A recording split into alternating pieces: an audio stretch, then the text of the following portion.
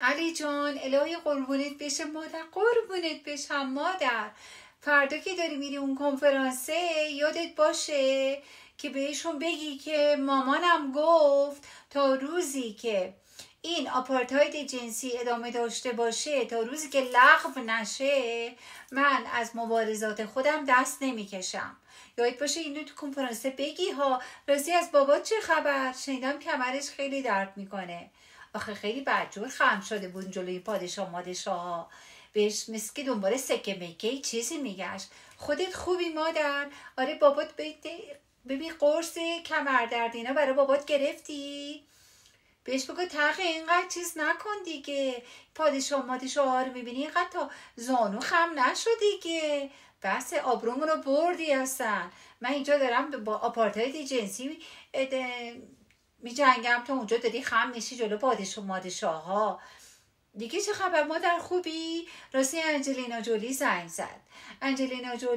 زد اینقدر دیگه این خوب بود، از خوشحال بود از صدای من، شنیدن صدای من. حالا مترجم داشتم، من که انگلیسی بلد نیستم که اصلا نمیفهمم چی میگفت زنی که.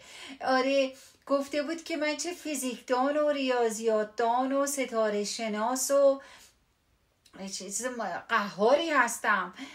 خیلی از ریاضیاتدان بودن من و فیزیکدان بودن من خیلی خوشش اومده بود و خب البته مترجمه بهم گفت، نمیدونم والا. بعدش آره گفته بود که خیلی هم خوشحاله که من کوهنوردم، اصلا کوهنوردم، سنگ نوردم. بعدش قواسی، گفت چقدر خوبه که قواسی بلدم. همین رو آره گفتش که اصلا اینها گفت همه نشانه یک رهبر بودنه. برای همین رهبر اصلا باید ریاضیدان، فیزیکدان، ستاره شناس، قواس و کوهنورد باشه که همه اینا رو من دارم، همه خصوصیات رو من دارم. آره بعدش بهش گفتم تازه من آوازم میخونم، هنرمندم، میرقصم در زندگی. ستاره ستیزد و شب گریزد و لا لا لا لا لا لا، تو ای بانک شور افکن تا سحر بزن لا لا لا لا لا لا.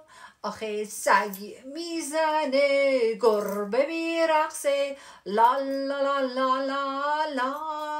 آخه رهبر منم رهبر تویی، نخیر بنده رهبرم.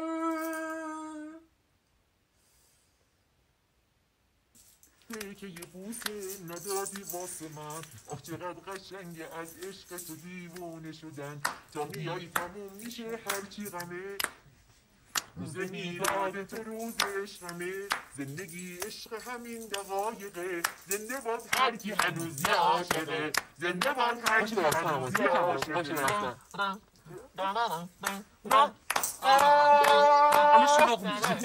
پاشو برقص، اشکال نداره، پاشو یه لحظه برقص برامون.